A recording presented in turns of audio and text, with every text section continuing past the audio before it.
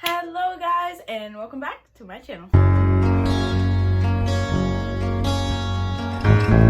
Hello everyone. So today we are going to be doing another book that's part of the new series that I started last week. If you haven't seen that, definitely go check it out. I'll put it in the description or somewhere. But today I'm going to be doing Cinderella is Dead. And last week we did the selection series. I'm not going to show it to you because then I would have to unplug my ring light again. But this book I listened to as an audiobook, so I don't actually have the physical book, but I can still give a great review and I can still talk about it. Okay, so this book is the story of a girl named Sophia.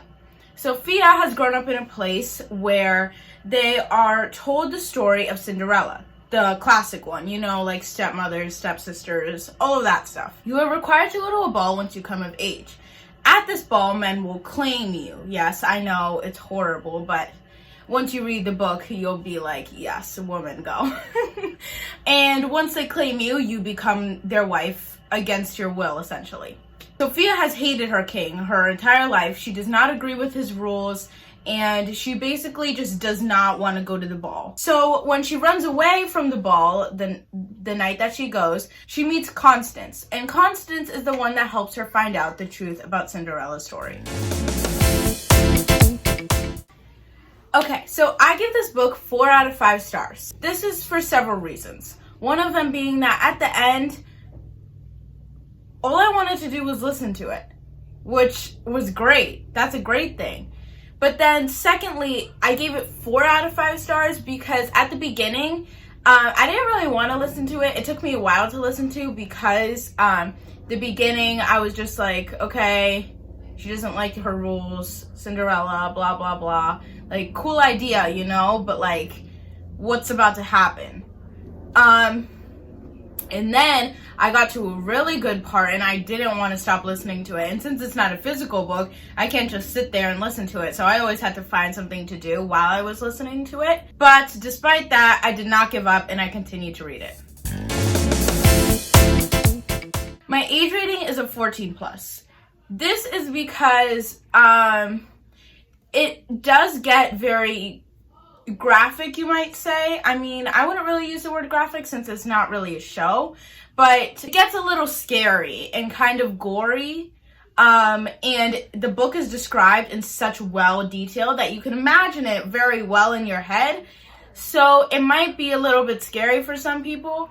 So if you don't really enjoy scary things or like creepy things, it's not the book for you. But I also wanted to say that when people hear the book story, they might think, oh my goodness, this is about princesses. I hate princesses. Oh my gosh, I don't want to read this, you know? But it's not about that. Obviously, it does stem from Cinderella and princesses and all of that because the title is Cinderella is Dead and the description that I just gave was all about Cinderella. But it's not really the traditional princessy tale, you know? It's not about her being saved by a prince or about her being some damsel in distress. It's not like all those traditional Disney movies, you know? It is a great book that has a wonderful plot and it just makes you want to keep reading or listening in my case. And it's a wonderful book. So I do give it 4 out of 5 stars. I also really loved the author's way of writing. I know a lot of times people don't really think about how the author writes and what they really prefer when authors write, but I tend to think about that a lot. Sometimes if an author drags on a lot, like for example, Midnight Sun. Let me grab this. In Midnight Sun, if you have read it, you know that Edward tends, and Stephanie Meyer basically, tends to drag on with the thoughts and and basically just his way of thinking. It sometimes can even take a couple of pages, which kind of makes you want to put this book down, which is an example.